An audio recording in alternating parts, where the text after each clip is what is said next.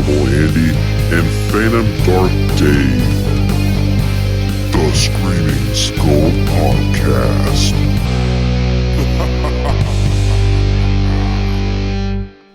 Welcome to the Screaming Skull Podcast, a place where horror fans can feel at home. I'm Phantom Dark Dave, and I'm here with Abnormal Andy.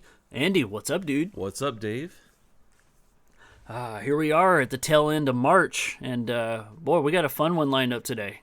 Oh, yeah, for sure. We're a little bit late for St. Patrick's Day, but so close enough to say that it fits with the theme. It does, and it wasn't even planned for that. You know, we started doing all of our podcast episodes to try to connect the dots with movies, and since the last movie we did was Warlock, I just had the idea of hey, let's just stick with fantastical horror, but let's do a movie that I know I like, and so it's one from the past that I've been really happy to revisit. But how you doing, man? You know, did you do anything for St. Patrick's Day? I ate a whole bunch of corned beef and cabbage and some potatoes, Good old traditional Irish dinner. I've heard about that, but I have never known that was a thing. Yeah. I don't even know if I've had corned beef, man. Oh, yeah, it's good. It's good, it's just I don't... Is it like Spam? No, it's not quite like Spam. Spam's just weird. It's like in its own category. It's there's meat and then there's Spam or something. I don't know. But anyway. See, and that's what I think of when I think of corned beef, but that's just me. It's like a roast beef, but really tastes good. I don't know how else to describe it. It really tastes good, man. Yeah. Roast beef tastes pretty good. You're not selling me on this. I think there's a reason why I've never had it, man. Yeah. But so awesome. And so let's go ahead and start this thing off with some horror news. Yeah, horror news. Let's do it. Horror news.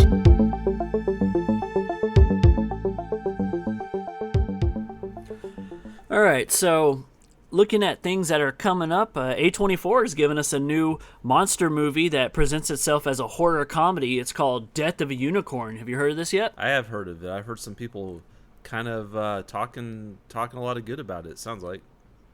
Yeah, so it's about a father and a daughter who accidentally hit a unicorn with their car while attending a wilderness retreat. And what's most intriguing is the father and daughter duo is played by Paul Rudd and Jenna Ortega, and that just kind of seems right. I'm interested. I can see your face, not so much? No, at first glance or first hearing about those two, I'm like, well, they're kind of the same age, but I guess they're not really.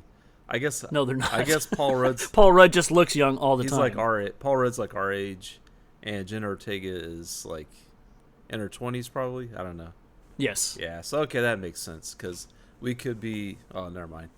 Well, see, Jenna Ortega is not as old as we are, but she's older but plays a younger part. You know what I mean? She has that look. Yeah. And so it's perfect that she could play the daughter figure. I mean, she's not like a child in this movie, but to Paul Rudd, it seems kind of perfect. And if this is going to ride horror comedy real well, Paul Rudd's perfect for the comedy. Yeah, for sure. And maybe he'll tap into some of the Halloween 6 roots that he has, Oh, God. Only you and I would wish, man. But, also starring in this movie is Anthony Carrigan, who played Victor Zsasz in Gotham. And I know you didn't see Gotham, but, man, he's quite a scene stealer. And it also has Will Poulter from Midsommar. I'm watching your face. I'm sure that he's one of the characters. You would know him. He's from We're the Millers. I've never seen it. He was almost Pennywise until he left the role. He's the meme guy. Hey, you guys get paid? That meme. I think so. Yeah, I know you're talking about, yeah. And another person in this movie is Richard E. Grant, who, it was Red Fern from Warlock. Oh, yeah. Yeah, he's in this movie. Look at that segue. Yeah. And, Tia Leone? I do. She was... she was pretty good looking, but she was married to David Duchovny for a little while, I think. I could see that. She was in Jurassic Park 3. Yeah, that's where I remember her from. She was also in Bad Boys, the first one. Nice. And, I don't know. She's in a bunch of other stuff, but yeah. This is her first role in 14 years. Oh, wow. So I didn't research why she hasn't acted in so long, but I thought what a unique way to make a return is in an A24 film, because that A24 films are not your standard type movie. Yeah. It'd be cool to have David Duchovny in an A24 horror movie. That'd be cool. let's push the issue, man. Why not? I mean, if it can bring Tia Leone back to acting, you know, we can get David Duchovny some. Maybe A24 should make a third X-Files movie. Let's go. Yeah. And then this movie is going to be directed by Alex Schwartzman, and this will be his directorial debut. So that'll be interesting to see. A24 has good history with directors in their first films. Hereditary. Oh, yeah, for sure. Yep. Well, let's see here. So this, I ran across this news story. It's probably going to piss you off, but I figure Can't wait. It's some news. So the headline, it says, iconic horror franchise may be over as 11th movie stalls. And you probably know what I'm talking about, don't you? I sure do. Yeah, it's saying, so we're talking about the Saw franchise, and I guess there's been a lot of news. I've been seeing this all over social media, but for anybody that doesn't know, Hollywood Reporter published an interview with screenwriters Patrick Melton and Marcus Dunstan, and they revealed that zero progress has been made on the franchise's next installment, Saw 11. And so they turned in the initial draft last spring, and they says we haven't heard anything since May. And Melton was involved with the series since Saw 4 in 2007. And he's saying it's stalled at the managerial level. It has nothing to do with the creative or anything else. There's higher level things at play. It says Lionsgate announced in December 2023 that the franchise's 11th installment would release in September 2024, with director Kevin Greutert at the helm. The studio later delayed the film to a September 2025 release, though Melton reiterates that it may or may not be made. According to the screenwriter, Saw 11 was slated to tackle a timely story, which he likened to the franchise's 2009 film Saw 6, aka the one where health insurance executives get targeted by the series' notorious murderer John Kramer, better known as Jigsaw.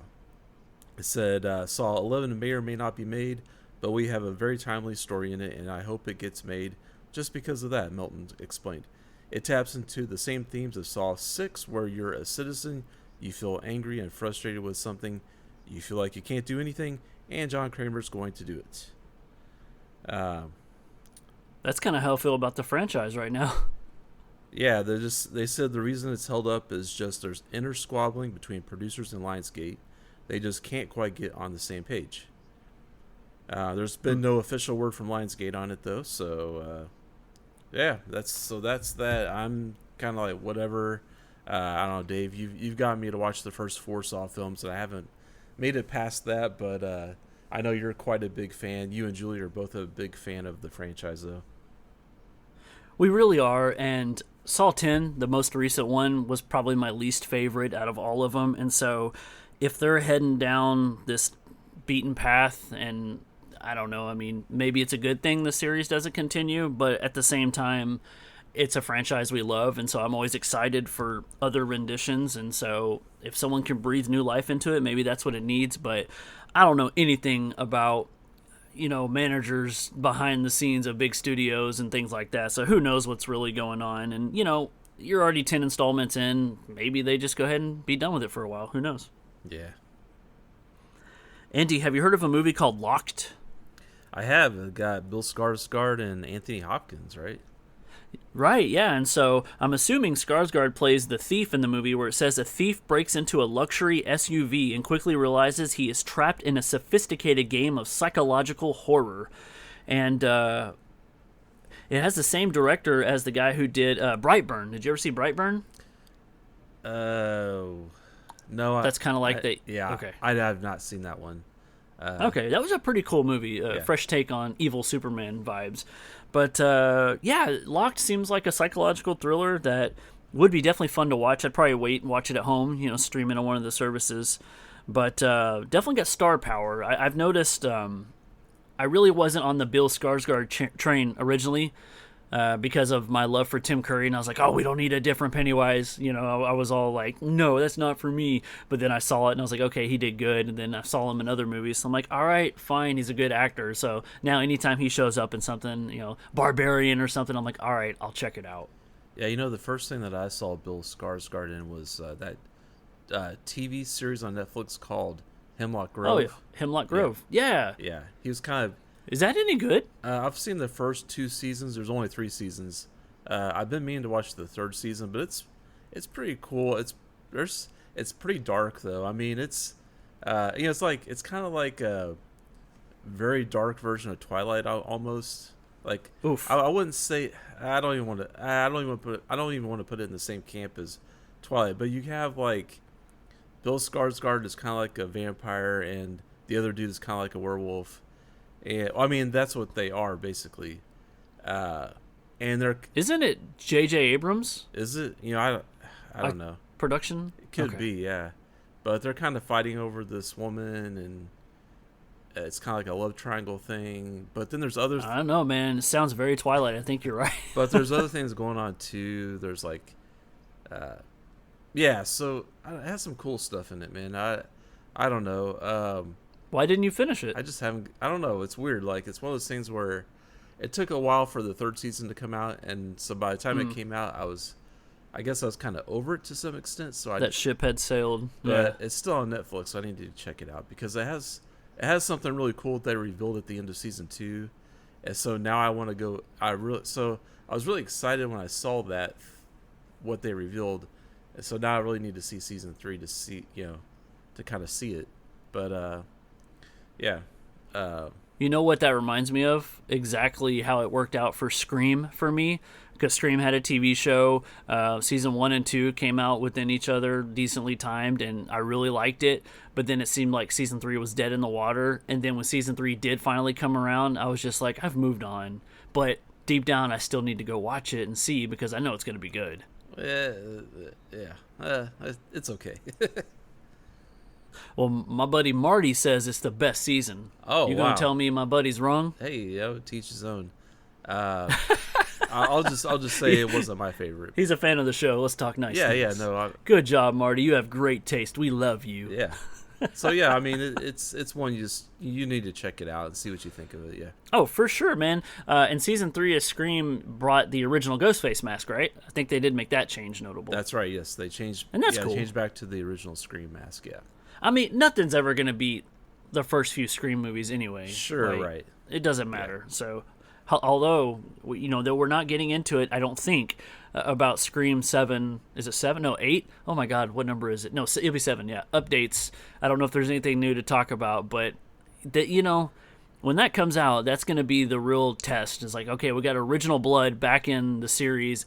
Is this movie going to be better than the last two? Yeah, I have no idea. I'm like scratching my head when I see these updates on what are they doing, because there's like all these people are coming back from previous movies, and I just have no idea. Like it's just going to be a Scream Greatest Hits movie. It's going to show all the best parts. Oh man, it's going to be like the Sleepaway Camp movie where it's just like scenes from the previous 2 movies or Silent Night, Deadly Night 2. Yeah, exactly. Maybe it'll be like that Home Improvement episode where Tim Allen has an upset stomach and all night he watches his Home Improvement videos and we just get to see all the clips. So it's like fodder, Yeah. Nah, they're not going to do that. It's Kevin Williams. The only thing that's a bummer is like I'm so excited that Kevin Williamson's doing it, but he's not writing it. But his scripts were the best, 1, 2, and 4. Yeah, so, that's true. Eesh. Yeah. We'll see. In Kevin we trust. Am I right? In Kevin we trust. All right. Well, I was going to bring up the Saw 11 thing, but you already did it for me. So, Andy, I want to tell you about 3 other things when talking about horror movies that never saw the light of the day. You ready for this? Yeah. You ever see that movie, The Collector?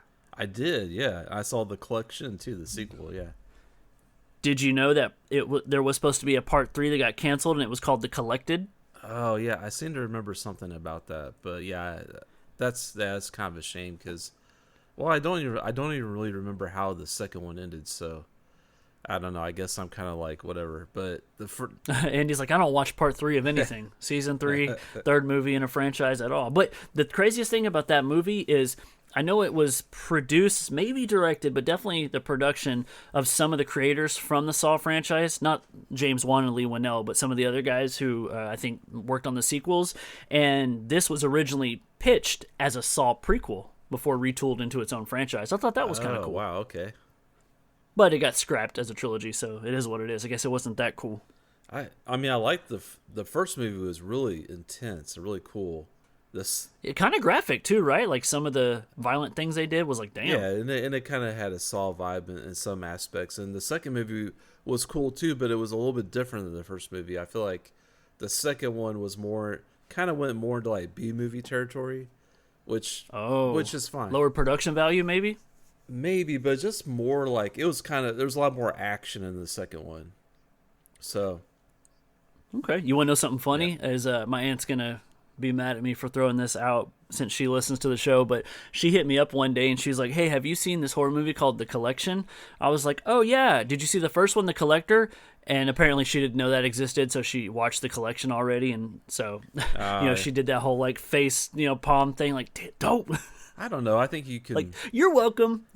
I mean, I guess there is a character from the first one that carries over into the second one, but I guess in that regard, you're kind of going to get spoiled, because that person, Sure. that person survives or whatever. But I mean, for the most part, I think that's the only real connection between the two movies. So. Okay, fair enough. The second movie I want to bring forward is there was supposed to be at one point a David Cronenberg Frankenstein. And now what do you think of when you think of David Cronenberg other than body horror? Well, that was kind of rhetorical. I'm just saying it's perfect. like it's so perfect because, Frankenstein is a patchwork zombie and that is body horror all on its own. That's true. Now, there was a series by Dean Koontz, the author. He wrote he wrote a book series, a Frankenstein book series, and I only read the first book, but that was kind of interesting, the direction he took with it. So I don't know if and there was I feel like there was some kind of body horror in that, so I wondered if like it's pulled from that. Yeah, I don't think so, but I think they actually made it like a movie series or something based off Dean Koontz's novels, I think. But yeah. Okay. Well, I mean, that's so crazy you bring that up because I promise you this is true. Today, literally the recording of this podcast, Julie and I went to the bookstore and she bought a Dean Koontz book. Literally today, awesome. Hours before this recording. She got a copy of a book that she loves but hasn't read in a long time called Soul Survivor. Oh, yeah. So I've never read it, but I figured if she can reread it and then maybe I'll give it a whirl. Guess what? I know how to read too, so that's cool. Yeah, Dean Koontz, man, he's got some cool books. I think I like his older stuff, like what Julie bought. Like that's one of his older books. I think I like those better than his newer stuff. But yeah.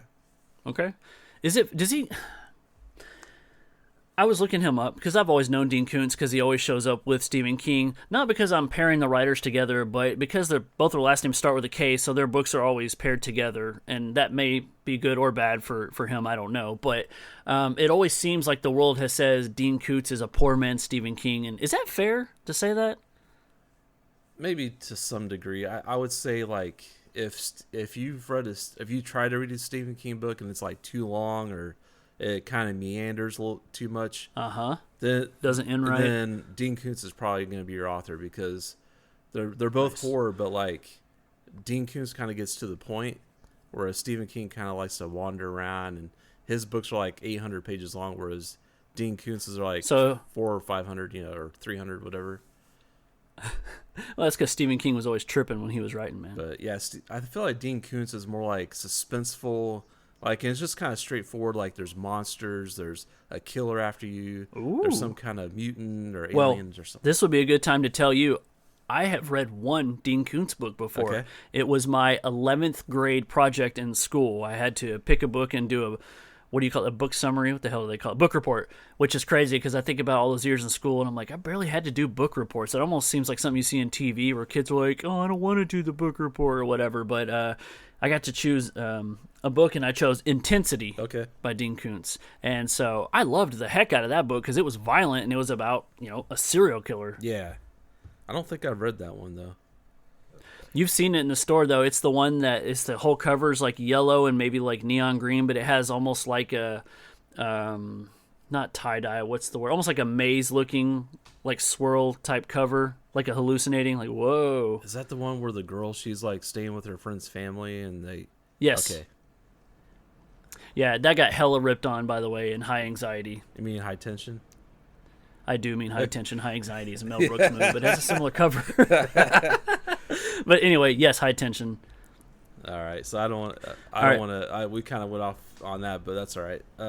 That's okay. It's okay. I'll tell you my other thing real quick. I told you I had 3 to bring to you. The other one is one you do know about, but I wanted to know your take on it. Is at one point we were going to get the Dark Universe. All the modern day Universal monsters, and they kind of shut down what they started, and now there's been some independent projects. But I don't know. In a way, I feel like thank goodness. What do you think? I mean, I don't know. I didn't see any of the movies that they started with, so I don't know if it was. I don't really have an opinion on if I thought it was going to be good or bad or whatever. So. Well, whenever The Mummy stars Tom Cruise in his action scene, I say thank goodness they didn't continue, because what the hell? That's not what horror fans want. Yeah, that's true. Yeah. Yeah, so I've got one more little news story here. It's kind of cool. John Carpenter. So his name popped up in the news here this week. Anyway, so Bong Joon-ho, he had plans to direct a horror action film set in an underground Seoul subway station. And John Carpenter has said that he will do the score for it.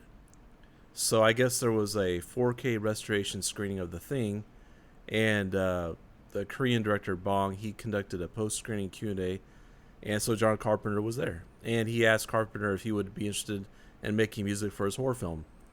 And Carpenter's like eagerly replied, "I want to do your score." So Bong was like, people, were posting pictures of Bong like doing the devil horns on the stage because he was like super excited about. I mean, as any filmmaker would be, John Carpenter doing the score for your next horror film. So that's pretty cool. It's good to see that John Carpenter is still doing horror film scores. Oh, yeah, and I know that sometimes he does concerts and everything, and I mean, I think he started in music, like before he was doing his film school stuff. He had bands and stuff like that, did the film thing, which worked out really good for him, but it's obvious that he has a passion for it, and it shows when you hear the scores of just how talented he is, and so I gotta imagine that's kind of a real chill way to kind of spend the rest of your career. Plus, it keeps you in the genre. Yeah, I mean, he can just like make a little score and probably make some good money and just chill, like make a score a year. Did you know he did the score for this podcast? What? I wish. But all right, man, you ready to jump into the 90s? Yeah, man. Yeah, let's do it.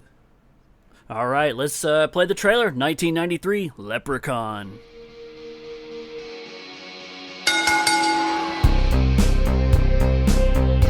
The main event.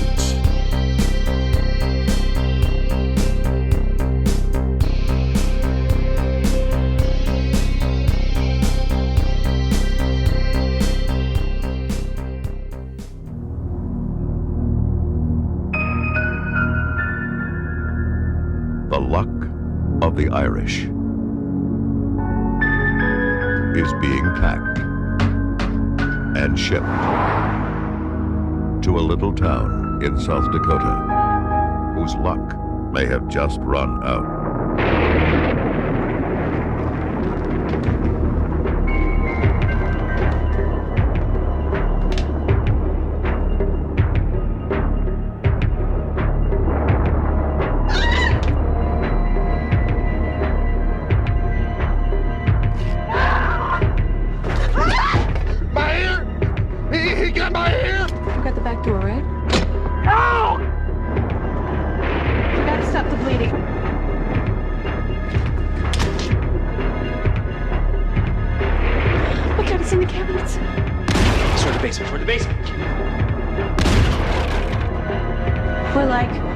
Really scared. Hello? I need the police. This is an emergency. You can kill anything. What the hell are you? You just gotta know how to do it.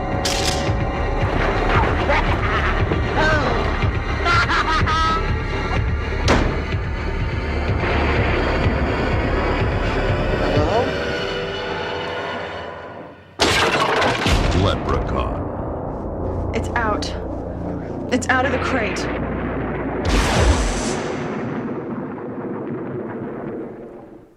All right, Andy. Oh, you got something to say? I'll let you do it. There for you. Oh wait. Oh, sorry. I was getting excited because we're talking about Jennifer Aniston in this episode. Oh no! See, the other podcast is the one with the Friends pilot episode. This is the Leprechaun recording. Oh, okay. Well, hey. Right before Friends. I guess I over prepared then. Yeah. Yeah, this is the one with the original nose. Oh yeah, I don't know. That's what people. that's are what. talking Yeah, about. I saw that comment too when I was online, and so I was comparing the before and after pictures. Like, I guess so. I don't know. It's just yeah. But Yeah. All right, man. Let's do it. Let's talk about this movie because this was my pick for the podcast, and the reason I chose it is one, it connected well to Warlock, but in my opinion, it's a more fun film for me because I grew up with this movie. How about you? I did not really grow up with it, but I've seen. What? I'm This flabbergasted. is probably the second time I've seen the movie, like watching it for this podcast. So I saw it once. Like, I didn't see it when it came out. Of course, in the 90s, I was a little too young to see it when it first came out. And I don't think I ever rented it from the video store or anything. I might have, the first time I saw it was probably when I was an adult. I think I must have seen it either on TV or I rented the disc from Netflix. I can't remember. Back when Netflix, sent out DVDs. R.I.P. Yeah. So yeah. So so this is not like a nostalgic movie for me by any means. I apologize in advance. I'm opposite of everything you just said. I didn't see it in theater, but I saw this on VHS, Blockbuster new release wall. I've seen it over 20 times. I've owned it. I love it. I'm a massive fan of the whole franchise, actually. And, oh man, I thought I was doing a solid. Now it hurts me to know that you've only seen this movie one more time than Warlock. Oh, yeah. Time to rectify. But, Yeah. Okay, so let me ask you a question. Since this is only your second viewing and you haven't watched it in a really long time till now, what'd you think? Oh, I liked it. It's a fun movie for sure. I think Warwick Davis, kind of going through the cast, you got Warwick Davis front and center. He is great as the Leprechaun. I think his makeup looks great. He acts great. I think he even speaks in rhymes through the whole movie, right?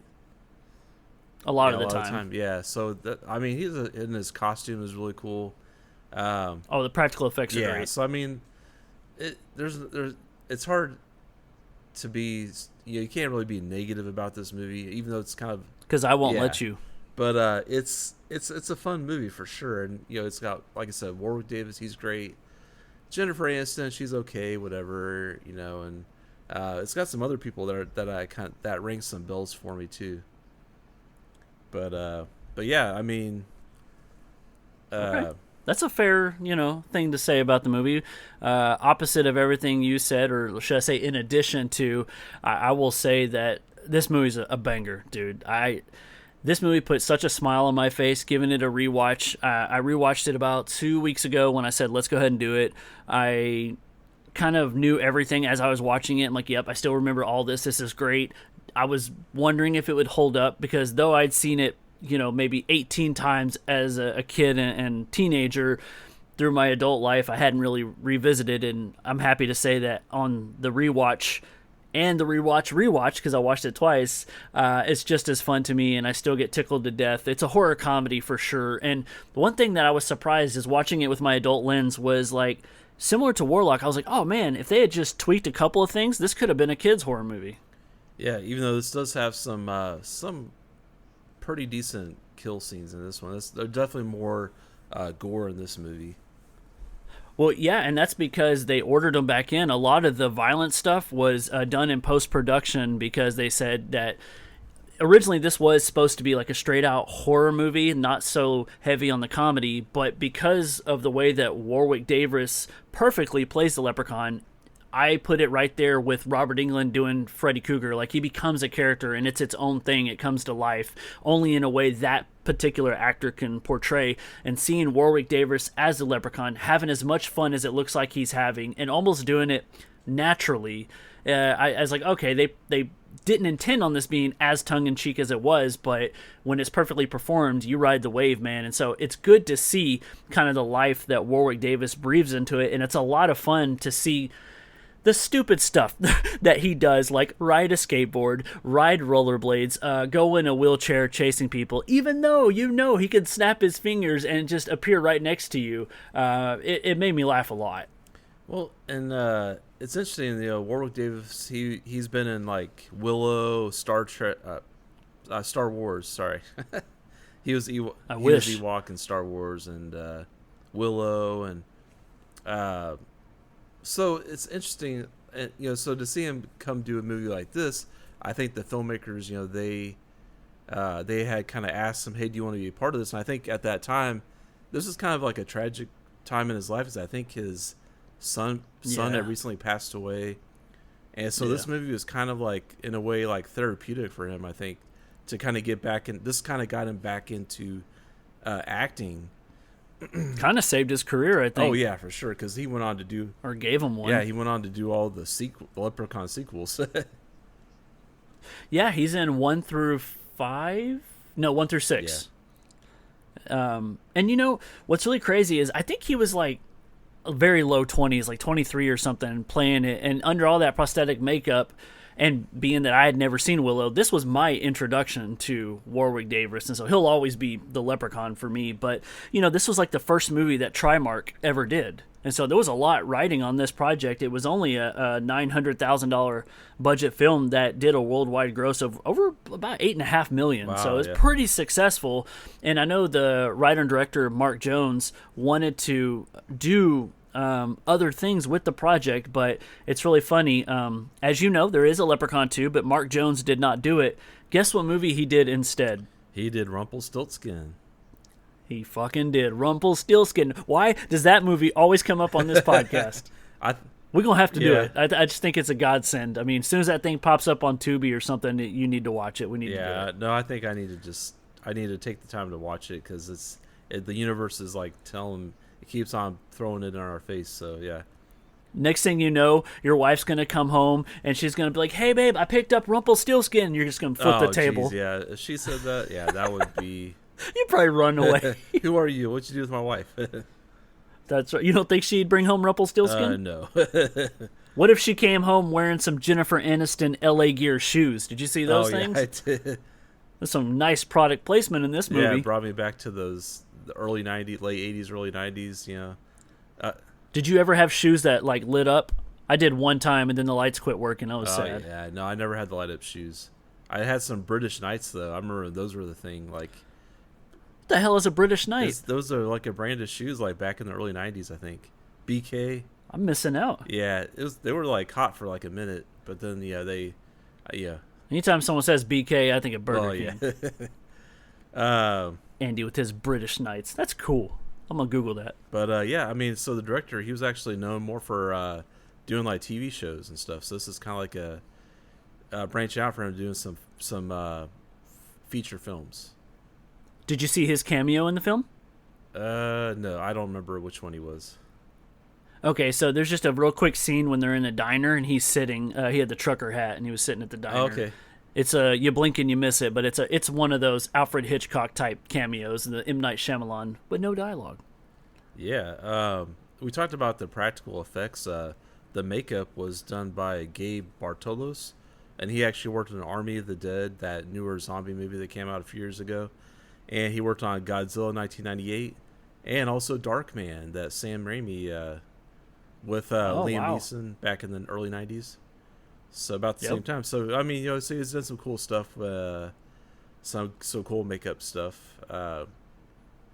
It seemed like he got along with Warwick Davis really well on set, from what I heard. Yeah, they spent a lot of time together putting on that makeup. So yeah, I think they said Warwick Davis was in the chair for like 3 to 4 hours for the put on and like 45 minutes for the takeoff. And I mean, you hear some movies nowadays, it's crazy, like 7 hours or something. But back then, even just it's a lot, man.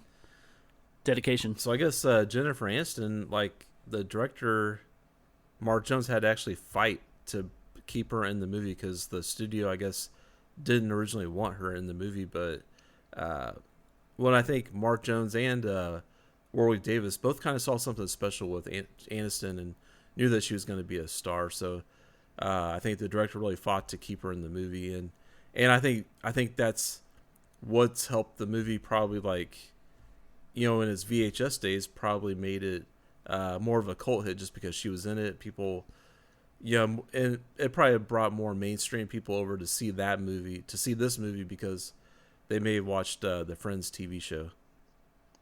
Yeah, I had read that she was kind of embarrassed of this movie for a really long time, which I guess could be understandable when you're on a big TV show and you're getting notoriety and, you're kind of wanting to ride the high wave for a while. But there's nothing to be embarrassed about. So many celebrities start in the horror genre, and more times than not, they're bad horror movies, which we do love, by the way.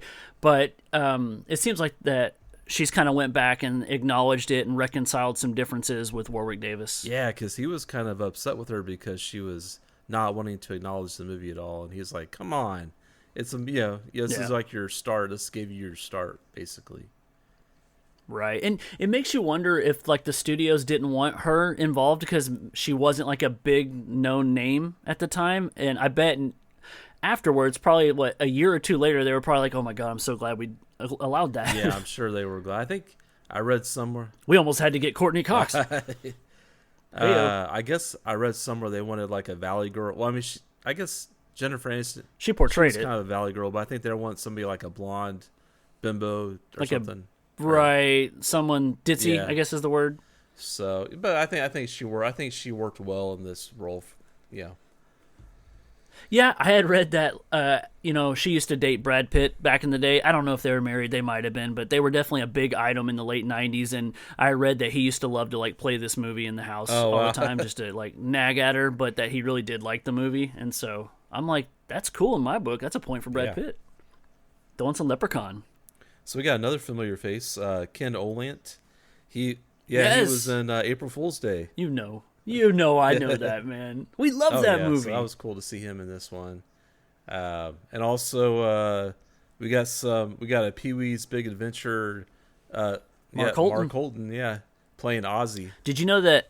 Did you ever see the movie in the 2003 time frame? He played Gacy. Oh yeah, no, I've never seen it. You remember back in the early 2000s, like Hollywood Video had all those straight to VHS serial killer movies? Yeah, he was Gacy, and I always remember that. Yeah, I think, I didn't see, did I see that one? I don't think I did, but yeah, definitely a familiar face. He's been in a few things here and there. And then the kid, Robert Gorman, he was in Don't Tell Mom the Babysitter's Dead, and also the Mel Gibson movie Forever Young. Yeah, and Rookie of the Year. Yeah. All of these, not so much Forever Young. That might be the more popular of the few, but also the one I didn't grow up with. But dude, Don't Tell Mom the Babysitter's Dead is a milestone movie for my childhood, and so I'm surprised he didn't do even more, to be honest. Yeah. He just kind of had that Macaulay Culkin thing about himself where he's a kid actor that could have been in a lot more movies. Yeah, that's true. I could see that. Yeah. I don't know. Maybe there's just like a lot of kid actors during this time that kind of fit that mold, and so. Yeah, but he drank beer. Oh, okay. Yeah. Remember in the movie, he talks about he can go for a cold beer. Yeah. So let's talk a little bit about kind of the plot of the movie, because it's pretty simple, but I think that's a charm for the movie, is that we have a really cool setting. We spend most of the time at this farmhouse. It's the O'Grady farmhouse, and so we get to meet Dan O'Grady. He comes home from Ireland, and he's all excited. He shows up in a limo. He says they're going to be rich. His wife doesn't know what he's talking about. It appears that he has his mom's ashes in an urn, and he smashes it, but it turns out it's not his mom's ashes. It's gold coins. And so the Leprechaun has followed him from Ireland here because, leprechauns can do that. And Leprechaun kills his wife, and then in a way that O'Grady tries to capture the Leprechaun, he basically seals him in a crate and puts a 4-leaf clover on top of it, because a 4-leaf clover is kind of a leprechaun's kryptonite, if you will. But then Dan O'Grady suffers a stroke, and then next thing you know, it's 10 minutes, Jesus Christ, 10 years later, and now our movie truly begins. So Andy, what did you think about everything that's going on in the beginning? Yeah, it was cool because we get a little setup here for the, even we see the Leprechaun at first, and he's kind of doing this little rhyme. And I think it kind of sets the tone for the movie, but also kind of lays down what's going to, but talking about his gold and people stealing his gold and all that kind of stuff. So I like that. It kind of shows you what you're kind of getting into, because we see the Leprechaun right away. He's walking down some stairs, and then it kind of cuts to O'Grady's and stuff like that. And but the beginning was cool. Like it kind of gives you a flair for what the what the Leprechaun can do. He can like make his voice sound like somebody else.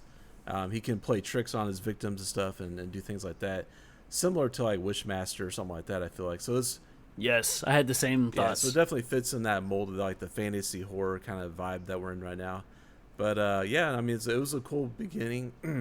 It was a cool beginning, and it kind of set everything in motion. And so it's kind of like that whole thing where like a lot of horror movies where they'll have like an event that happened like in the past, and they'll fast forward like 10 years or 20 years or whatever, and then we're like in present day, and that's kind of like a cool thing I always like in movies.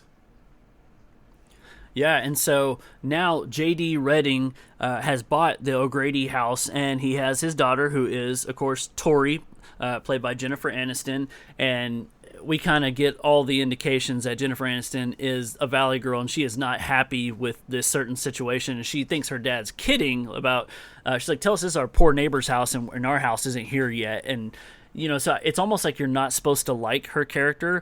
But the dad, he doesn't have a lot to do in this movie. I think he's just there to help usher the plot along a little bit. But long story short, we get to meet all of our characters because our other three main characters are Nathan, Alex, and Ozzy. And Andy, they're three guys who paint. Yeah, is that what it says on the truck? That is the name of their painting company. Like, that's genius. Yeah, there's some child labor laws. I think Alex is a little young to be working on the crew. Yeah, but he drinks beer, so, Grows hair on his chest, right?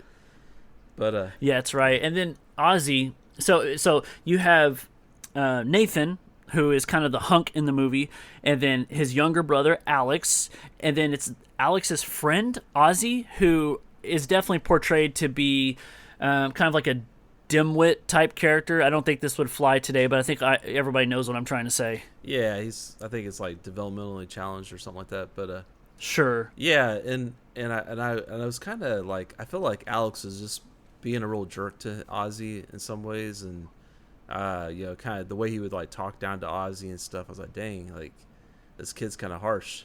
But I do agree. Like, I feel like they made Tori kind of unlikable too.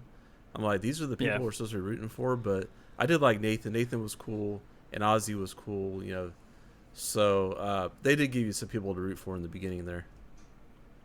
I wonder if it was meant to take us on like a character arc journey where we don't like her at first, but then because once she meets Nathan and goes all googie eyes for him, her character completely changes. That's true. She decides it's not such a bad idea to spend a week in the country.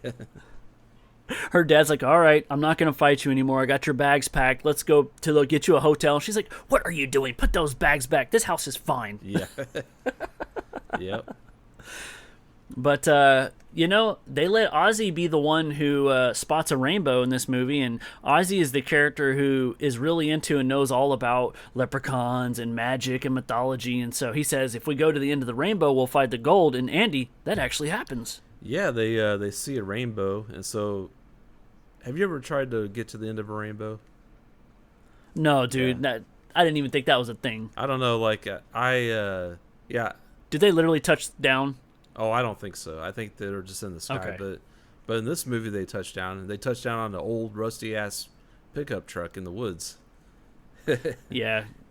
I think at one point they're like, be careful. You have to get a tetanus shot. Yeah, I know. So they're like running and trying to... Ozzy is running, and Alex is kind of chasing after him. And they happen upon this old truck in the woods that the rainbow is shining down on, and that's where they find treasures. And of course, Ozzy, he's got to see if the gold is real, and so he decides he's going to take a bite on it because that's how you can tell if it's real gold. And he swallows it. So now we got 99 pieces of gold. And he's like worried. He's like, oh, am I going to die from being gold? And what does Alex say? Well, yeah, you're going to die after I kill you for eating it or something like that. Or I try to. Yeah. So there's one piece of gold that's in Ozzy's stomach, which that will definitely come back to bite Ozzy in the butt later on in the movie. It will. And what do you think about how Alex is like, we can use this money to help fix your brain? Yeah, I was like, oh man, yeah, just like you said, this was not fly today in a movie. But it's, I think Alex's heart was in the right place. He's trying to, he wants to help Ozzy be better or whatever. So, Right. So yeah, I think that it does show you that Alex does care for his friend, because Alex could say, I'm gonna buy myself more beer or whatever, Yeah. but he says, no, I want to help Ozzy fix his brain. So I guess that was a little endearing, I guess. Sentimental side of him, I Yeah. guess. And, we should mention the whole reason that this is even able to happen is because at one point, Ozzy's in the house because he gets paint spilled on him, and he's going to go wash it off, and he hears a child's voice from the basement. He goes downstairs, and it seems like to him there's a child locked in a crate, and we know it's the Leprechaun doing his voice trick, and he ends up knocking the four-leaf clover off, which allows the Leprechaun to escape, which then ensues everything about there being a Leprechaun chasing and trying to get his pot of gold. Yeah, and of course, it falls on Ozzy to tell everyone about the Leprechaun, and of course, nobody believes him. Nobody believes him. I was like, dang, man, Ozzy just can't catch a break. Yeah. And the Leprechaun does a good impression of a cat, doesn't he? Because at one point he's hiding off in the distance, and he acts like he's a cat stuck, I guess, inside of a log or something. The dad reaches in, Leprechaun attacks the dad. All this to drive the plot point of, the dad needs to go to the hospital, so let's all get together and take dad to the hospital. But what that's really doing is allowing Alex and Ozzy to take this gold coin and have it looked at by a professional. Yeah, they want to get this gold checked out and see if it's real or not. So, this gives them opportunity. So they take the dad to the hospital. And did you notice the hospital where it was from? Oh, yes, I did. Tell me, Halloween 3? Yep, same hospital. Season of So the that Witch. was yeah, kind of a cool which... thing. And one thing I made a note at was, like, there was a lot of tricks this movie does. I'm sure Love Letter, but where I was just like, oh man, this is giving me Halloween 2 vibes because they're in a hospital. And then I had read that this was actually the hospital from Halloween 3, and I was like, okay, close enough. Yeah. So that was cool. That was a cool nod to the past movie there. And so yeah, we get a scene where Ozzy and Alex they're going to this collectible shop, and the guy's actually closing up for the day, and they talk him into letting him in anyway. And so he's checking out. He says that he'll have to put it in the safe because he's got the. Wait, has he got the whole bag, or does he just have like? No, it's just the one coin, okay. But he wants to keep it to examine it, and he has some sort of book. That's right, and he's looking through the book, and so at this point, Ozzy and Alex are like, okay, he's going to be well. So they leave to go to the diner to meet up with Nathan and Tori, and so the shop owner, he's kind of doing his thing, and then he hears. What does he hear? He hears something. Hey, here's the tricycle. It's like doing the cha-ching, cha-ching. Yeah, because back at the farmhouse, at the O'Grady farmhouse, the Leprechaun, he finds a tricycle there, and that's what he steals it, and he's heads to town to chase after his gold.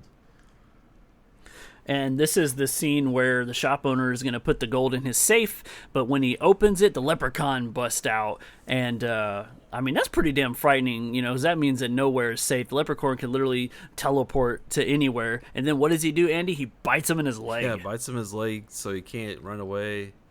And then the Leprechaun finds a pogo stick. Yes, I've always wanted to see a Leprechaun on a pogo stick.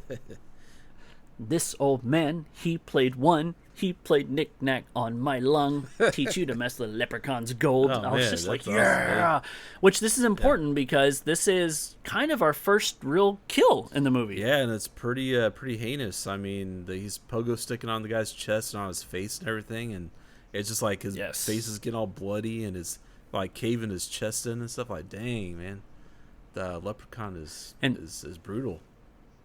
He is brutal. I mean, he's I don't know if you call him cannibalistic because he's not a human, but he will eat you, so that's one thing to be afraid of. But one thing you don't have to be afraid of is a Leprechaun can score a really nice set of wheels. Oh, that's right, because after he kills the shopkeeper, he wants to go back to the farmhouse or something, because he got the one coin. And he's like 99 pieces left. So he feels like he has to go back to the... I don't know. So something tell me. I guess he just decides he needs to go back to the farmhouse, and so this is like a collectible shop. So there's one of those like I don't know. It's like a little motorized car that basically is his perfect size, and so he finds that and he's like, oh yeah. So he's he's whipping that thing out on the street and like zipping down the road in this little motorized car. It's pretty funny. Notes say that it's a go-kart, but I'm telling you right now, that was a Power Wheel. Yeah, I always wanted a Power Wheel as a kid. Never had that's what one. it looked like. It looked like some kind of Power Wheel or a kid's thing, motorized car. But it is amazing to see him driving this because we see a cop sitting on the side of the road who's probably, monitoring speeding and everything, but he's eating a donut, and the Leprechaun comes flying by in his little car, which is not as tall as the hood of a traditional squad car. And so he turns on the siren, he pulls over the Leprechaun. The Leprechaun obeys and pulls over, which is hilarious. But did you notice the Leprechaun had all the stuffed animal and toys in the back seat still? Oh, yeah. He didn't even take that stuff out. Yeah. And the cop, he looks down and he kind of kicks the door, and he doesn't believe for a second that this is a leprechaun. He thinks it's a kid in a mask, and he's like, take that mask off. And the leprechaun's like, it's not fun. It's not nice to make fun of a leprechaun. And then the leprechaun proceeds to try to pull his face off, which was pretty gnarly. Yeah, he's got those claws, and he just like grabs onto his face, and so the cop's running away from the leprechaun. He's like, I don't want any part of this, and runs off in the woods. And then we get a kind of a cool chase scene here in the woods, and the cop is trying to hide from the leprechaun, and the leprechaun is kind of toying with him and stuff. And definitely, it's a drawn-out scene, but it's comical because he keeps doing the peekaboo behind different trees, and eventually the cop is kind of relieved because he thinks that it's over, and he's kind of like slid down to the ground, leaning against a tree, and the leprechaun drops down and snaps his neck, which not as brutal as I had hoped, but effective. Yeah, I was surprised to see like a neck snap from the leprechaun. I thought it was going to be something more magical. Yeah, I guess a little bit of everything. Yep. And so Leprechaun, of course, returns to the farmhouse. He's looking for the gold, and he ransacks the place because eventually everybody else comes home only to find out that, like a bear broke into the house and devoured all the food. And it's like a bear doesn't bring everybody's shoes out to the table. Oh, yeah. That was kind of a cool thing they did where he was like a shoe shiner or something, and he has to shine people's shoes. That's kind of like one of his flaws or whatever, or one of his weaknesses is like a dirty shoes. Right. Which they use later on against him, which is pretty funny. But yeah, so they get back. In this scene in the kitchen, they know that, they see the leprechaun at some point, and they chase him into the kitchen. He's like hiding in the cupboards. And this reminded me of like Gremlins, whenever the mom is looking for the gremlins in the cupboard. So I thought that was kind of a cool thing. But yeah, so like I don't know, Andy. I don't know if in Gremlins the gremlin reaches out and grabs the main character by the private, but that sure happened in this movie. The leprechaun got a handful. Yeah. Hey-o. But yeah, it's cool. It's a cool scene as far as some back and forth between the people and the leprechaun, and he's chasing around playing games with them still to get his gold. And did you see the knockoff Lucky Charms cereal? Yeah, I saw that. That was cool. I had read originally Lucky Charms was going to be in the cabinet, but they immediately, after seeing, I guess, the movie or reading the script, they pulled out, and then they had to go with an off-brand. Yeah, they had to. Yeah. That kind of, Andy, now that I say that out loud, that makes me think about one of the best parts of this movie later we're going to get to. Like, it was funny and creative, but now I'm like, was that like a message? Oh, yeah, I know. I see what you're saying now. Yep. Oh, man. Well, the leprechaun eventually gets outside and lays a trap, which is the scene where Nathan gets his leg stuck in a bear trap. And, man, anytime a bear trap comes into a horror movie, it's bad news. Oh, yeah, man. And it's... yeah, it's like, dang, it's like snaps on his legs. It's like, oh, that's got to hurt. And... then the leprechaun's going to try to get at Nathan, but then everybody runs outside to help Nathan. Start beating the leprechaun with sticks and stones, and eventually they are able to help Nathan, and it seems like, I think we're getting close to the point where they kind of spill the beans that they did find the leprechaun's gold. And I think, right, like Jennifer Aniston's character finds out it's in the well and she gets it. The leprechaun shows up and then she thinks everything's going to be good because she gives him his gold back. But of course, the leprechaun counts it and realizes, okay, we're still missing some. Now, is this the part when the leprechaun calls? I forget where exactly that happens. The leprechaun calls her on the phone. Oh, the Nightmare on Elm Street thing. Yeah. So like, oh, that was a creepy little hand. Yeah, Like, I like "Ugh, that. I thought that don't was touch cool. me." Yeah, it definitely was a nod to Nightmare on Elm Street. I like that. I like the scenes where like the bell was going off, but they weren't touching it, and they were like, "Ozzy, quit doing that damn bell!" And he looks over at the bell, and it's like ringing by itself. Yeah, and so we get kind of like these chase scenes like around the farmhouse, and this is where we get that hilarious scene where they're throwing shoes. They just collect all these old shoes and throw them at the leprechaun, and he has to stop and shine all of them because he's a shoe shiner or whatever. It was hilarious. Warwick Davis does that part so well. Like you see it in his eyes. He's like, "Oh," like he can't leave a shoe unturned. Yeah, so they're still running around, and they end up back. Oh, Tori sees the police car, and she thinks, "Oh, there's the police officer." So she goes to the police car and finds the body of the cop there, and then the leprechaun catches up with her, and she's gonna go see O'Grady in the old folks' home. We get a cool scene where she pokes out the leprechaun's eye with the nightstick. And then that was a pretty good scene. Then the leprechaun, he just takes one of the police officer's eyes and puts it in takes it for his own. And talk about more Wishmaster like vibes. Jeepers Creepers, kind of thing. Yes. Yeah. Yes. But I like this scene, man, because she gets in the Jeep and then she's going to see O'Grady because Ozzy's like, if anybody knows how to kill a leprechaun, O'Grady does. And then I was shocked to find out O'Grady was still alive because I thought he had a heart attack in the beginning, but I guess it was just a stroke, and now he's 10 years later, he lives in an old folks' home. But, this is the scene where she's driving in the Jeep, and of course the leprechaun's got rollerblades, and he's hanging on the back very Marty McFly style. But he doesn't do too good, does he, Andy? No, he loses his grip and he flies off. And he goes right through this white picket fence, and it leaves like this outline of the leprechaun in the fence. It was hilarious. It was yes. Yeah, that something killed straight me. out of like Looney Tunes or something. It was cool. Exactly, a little Wile E. Coyote Roadrunner type stuff. This scene's pretty crazy, man, because she gets to the old folks' home. She finds, of course, the guard is asleep. She looks at the notebook, finds the room. She goes to see O'Grady, and I think we as an audience know right away that that's the leprechaun sitting there because the hair and everything just doesn't look right. Yeah, it's one of those scenes where like they're not facing her. Like she walks in and their back is to her. It's like, okay, and then they're gonna. So she starts talking to him like it's O'Grady because it looks like a person from the back, but you kind of get the idea. The leprechaun can do the voice. And so she starts talking to him, and then he starts saying, "Oh," she asks him, "How do we kill the leprechaun?" He's like, "I know, but I'm not going to tell you." And he switches over to the leprechaun's voice, and she realizes it's a leprechaun, and so she runs off, and he's like chasing her in a wheelchair.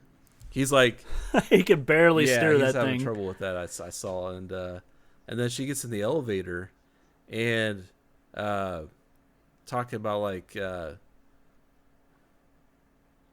I'd say Halloween 1 vibes when the body swings the down. peekaboo like corpse or whatever, like he pops out of the ceiling. I don't know how I guess the leprechaun shoved him up there or something, and that's something I wish we could have seen because that probably would have been really he's cool. like all bloody and stuff and hanging down from the ceiling, and the wires and stuff are all wrapped around him, but he's not dead just yet because he tells her how to kill a leprechaun. He tells her about the 4-leaf clovers, so that kind of gives her the information that she needs, and then he immediately dies after that. But so that's convenient, but that's cool. Yeah, and so she knows what she needs to know, so she gets back in the Jeep, goes back to the farmhouse, and she gives the message to Ozzy and Nathan, and they're all going to try to help find a 4-leaf clover. And surely you got to look in the patch that's glowing green. And yeah, they just convenient enough. There's a clover patch right there on the farm, so they can just kind of get down on their hands and knees and look through. And I mean, that's kind of like looking for looking. Needle in a haystack? Pile of needles, right? Oh, hey, saw too. Hey, and speaking of, I don't know if I've ever seen a 4-leaf clover like ever in person. I don't know. Do those things actually exist? Am I dumb? I don't know. I'd take a 3-leaf and then just kind of split it in half and be like, look, 4 leaves. Well, I guess they actually had to glue the 4th leaf on a clover. So maybe they don't exist. Mythbusters, need your help. But, so while they're doing that, Alex is in the barn, and he's trying to set up some traps. Like, he had, the bear trap and everything. He's trying to rig it and take down. I mean, for a 10-year-old, that's a 10-year-old you don't want to mess with, dude. Yeah.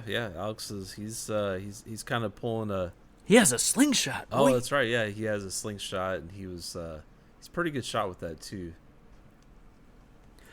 It's kind of funny because eventually they find the four-leaf clover. They come into the barn because I think Alex is getting attacked by the leprechaun.